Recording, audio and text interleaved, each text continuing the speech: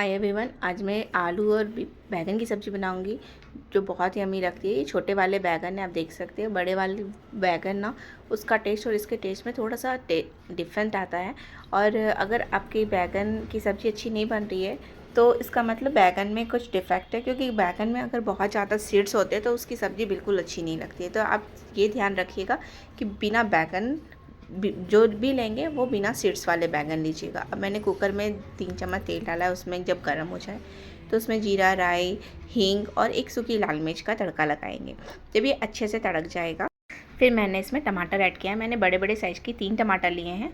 तो टमाटर का टेस्ट ना आलू बैगन की सब्ज़ी में बहुत टेस्ट आता है।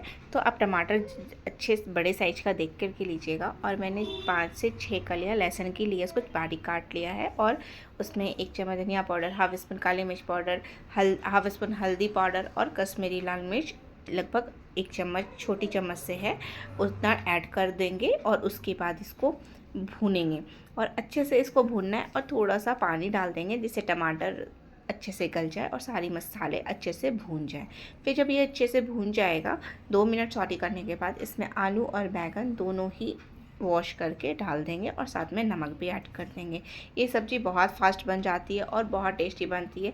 बस ये सब्ज़ी बैगन की तभी टेस्टी लगेगी जब आपके बैगन जो है बिना सीड्स वाले होंगे। अगर ज़्यादा सीड्स होंगे बैगन में तो वो बिल्कुल अच्छी नहीं बनती है। तो बैगन की सब्ज़ी में टेस्ट नहीं आने का कारण एक यही है कि आपके बैगन जो है बहुत सीड्स वाले होते हैं।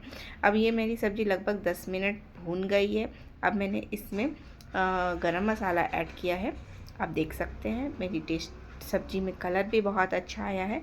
और ये भूनते भूनते 10 मिनट हो गई थी तो मैंने इसमें हाफ गिलास पानी डाल दिया। और ये चने दाल की बड़ी है, जो चने दाल को मैंने भिगो करके पीस करके और उसको धूप में सुखा कर बनाया था।